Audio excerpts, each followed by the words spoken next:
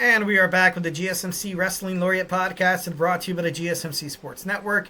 I'm your favorite wrestling fan here, Eric Rodriguez, every Monday night only on the GSMC Sports Network, GSMC Podcasting Network. So make sure you guys Superman punch that, like and subscribe so you get that notification. Go live 8 p.m. Pacific Time, 11 p.m. Eastern Time on the network. So yeah, don't miss it. We talk about anything in terms of, inactive statuses, injury updates, contract negotiations, extensions, and new signings among superstars. We talk about promotion from WWE to AEW to New Japan Professional Wrestling to basically anything about wrestling. Even kind of step back in my time machine, talk about some ECW days, some good old days during TNA. Also, WCW as well. Sometimes, bring something out from the vault. It's pretty cool, pretty badass. So make sure you guys Superman punch that like and subscribe button. All right, without further ado, we have WWE Elimination Chamber.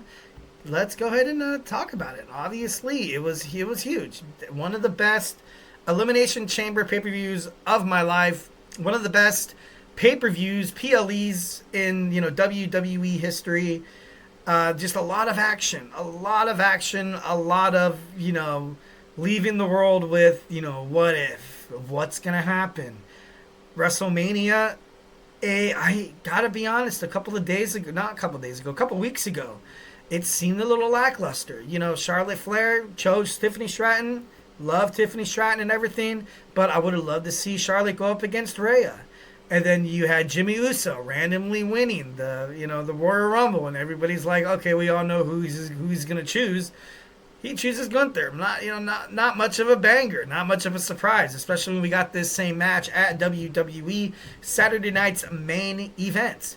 So a lot of what's gonna happen, and now after everything that happened at Elimination Chamber, I gotta be honest, damn near could have saved WrestleMania. I do love WrestleMania, and there would never, ever be a predicament or a situation where I would never watch WrestleMania. But it was looking pretty mid. It was looking pretty damn mid. So let's talk about it. Talk about WWE Elimination Chamber in Toronto, Canada. I think it was Scotiabank Arena. We have the women's Elimination Chamber match. Bayley, Roxanne Perez, Naomi, Bianca Belair, Liv Morgan, and Alexa Bliss. Before the match even got going, the bell rang, and then lo and behold, the returning injured Jade Cargill coming out, being an absolute badass. I thought, when she came into the ring, it was literally great. It was great cinema, great storytelling, great cinematography, great acting. From Naomi, from Liv Morgan. Liv Morgan looked at it and she was like, no, like, I didn't do it, because she thought her time was up. And then if you look at Naomi, she looked scared. She looked shocked. She really, honestly, got caught. She got caught. She did it. Bianca Belair was inside the Elimination Chamber pod, banging on the window, being like, yeah, let's go, she's back. And then all of a sudden she attacks Naomi, and then all hell breaks loose. It was like I said, it was amazing. It was absolutely amazing amongst everyone, all the women involved. I loved how Alexa Bliss was inside the pod, and she looked a little sad, and I thought that was pretty funny. But no, it was great. Obviously, Jade Cargill coming back into the WWE, she's ready to kick some ass. She's ready to kick some ass. We've been waiting for this. We've been waiting for this forever. We were just being held on by a thread, thinking about what's gonna happen with Jade. Is this promo or whatever it's gonna take going to be a little lackluster? But I feel like it was great. Social media, obviously, Jade Cargill took to social media after what happened in Elimination Chamber and had this to say, and I quote, "There are wolves in the shape of women all around me. I can see the way they look into my eyes. I am not them, and they are not me. I weathered every storm that was meant to break me. I weathered every storm that was meant to I read that over again. You can't help but to talk about me. I saw the look in your eyes as soon as I walked in the door. Mapping out how to send me to my demise. My presence makes you question yourself. I've let others block my destiny for legacy. People hiding their insecurities behind big smiles and hugs, trying to knock me for simply being me. Looking like God carved me out of marvel. They wanted me to hide of that I'm blessed. They demanded proof I belong. As if my scars were enough. Losing my mother while being a mother. Carrying the weight of being a mother. All while still thriving. You don't have to like me, but you will respect me. I'm here because I've earned it. Every scar, every loss, every step. I will not strike myself for anyone. Don't mistake my grace for weakness. I played by the rules long enough. Now it's time for mine. I'm one of one. I am that bleep. I wish I could say it would be pretty, kind of makes more of a statement. But, so Jade is back. Jade is back. Super excited. Can't wait to see more of it. It was great. Alexa Bliss, obviously, kind of bringing back that Twisted Bliss. She brought that move back. I thought that was pretty cool. Uncle Howdy implications, obviously, with the sister Abigail. She looked a little bit, like demonic. She looked a little dumb. Obviously, someone who did not have fun in the Elimination Chamber was the former WWE Women's World Heavyweight Champion, Liv Morgan. Obviously, showing off some bruises on social media. It was a good match. It was great. Bianca Belair was able to pick up the victory. I would have never had it, any other way. I feel like she does deserve it. And, she's going to have one hell of a match. All right, next we have Nia Jax and Candice LeRae taking on Trishy Time and Tiffy Time. This match was what it was. It was just for Trish Stratus wrestling in front of her kids for the very first time in Toronto, Canada, her hometown. Basically, that was it. Is Trish Stratus kind of heading toward a WWE full-time return? Not too sure. I feel like she will have a match at WrestleMania. I feel like she will be the one to dethrone Chelsea Green, which seems about right. Like, I don't want to see Chelsea Green take on Michin.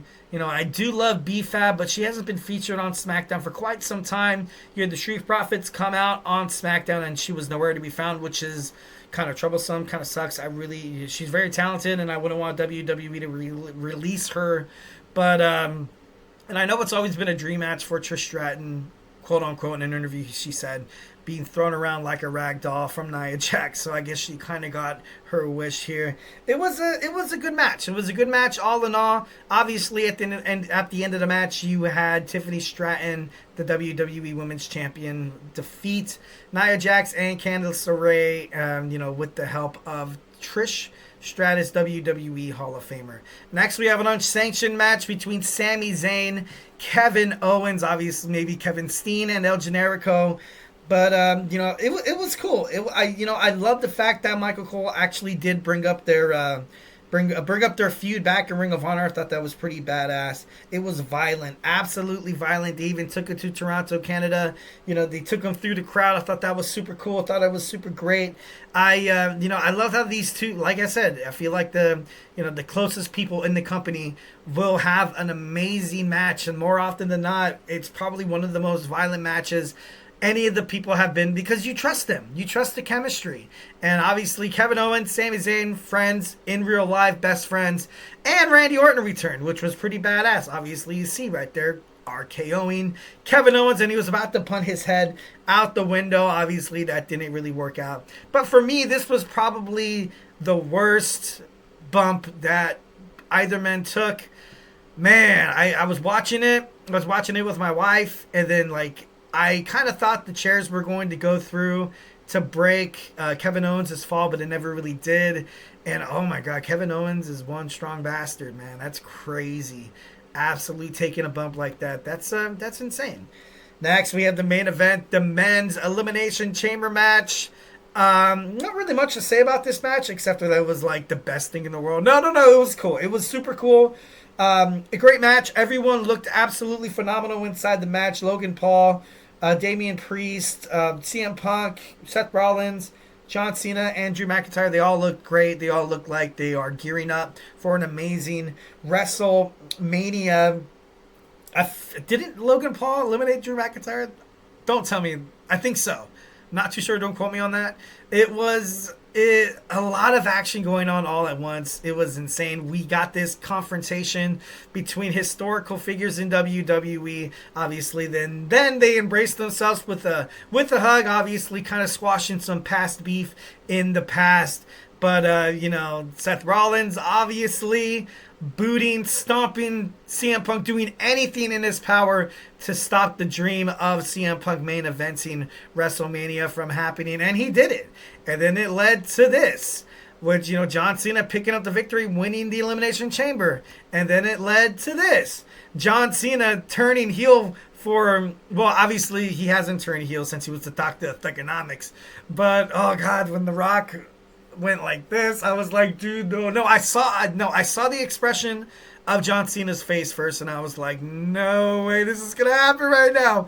Because I don't want to sound like a know-it-all, but I kind of speculated that John Cena would take The Rock's offer. He's desperate. He wants to become the best wrestler. He wants to become the best WWE champion of all time, winning that coveted 17th reign. And I feel like at this point, WWE needs to make it happen. But something that definitely caught me through this whole thing that happened, even from the vicious attack with Rand. What the hell is Travis Scott doing there? That's one thing I was kind of like, oh, okay, this would have been cool without Travis Scott.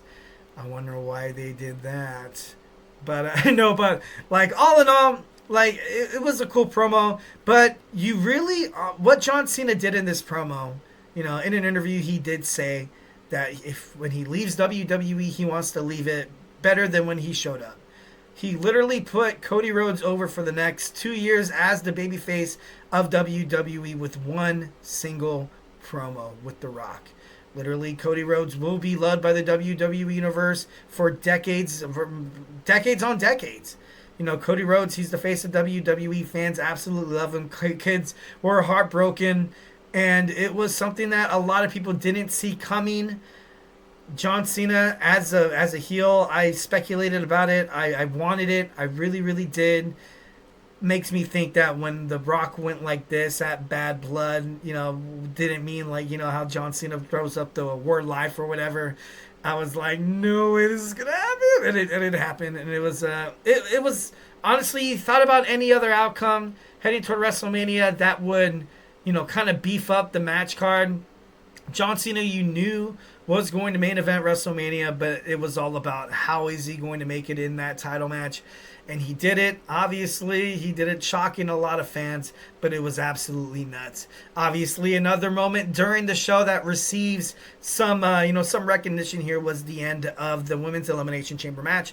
Io Sky, Rhea Ripley, Bianca Belair, having a nice little, intense. I thought it was intense. I liked it. Like I said, I want to see these three girls in a triple threat match. Obviously, I have not watched Monday Night Raw, so I do not know if Io Sky was able to dethrone Rhea Ripley for that Women's World Championship. I kind of wish she wouldn't. But, I want to see this so bad. These three women would be absolutely awesome. But Bianca Belair wins the Women's Chamber match. Kevin Owens wins the unsanctioned match. Cody Rhodes is the loser of Elimination Chamber. He's got his arse kicked. John Cena wins the Elimination Chamber. And we finally have our final winners of Elimination Chamber. We got Tiffany Stratton, the WWE Women's Champion, and the WWE Hall of Famer, Trish Stratus. So, all in all, I loved it. I thought it was one of the best Elimination Chambers I've ever seen in my life. One of the best WWE PLEs I've ever watched. All right, without further ado, we're going to talk about some WWE NXT. We got a recap coming, so grab your favorite snack, grab your favorite ice cold beverage, and join me here in about 15 seconds. So, hey, do not go anywhere.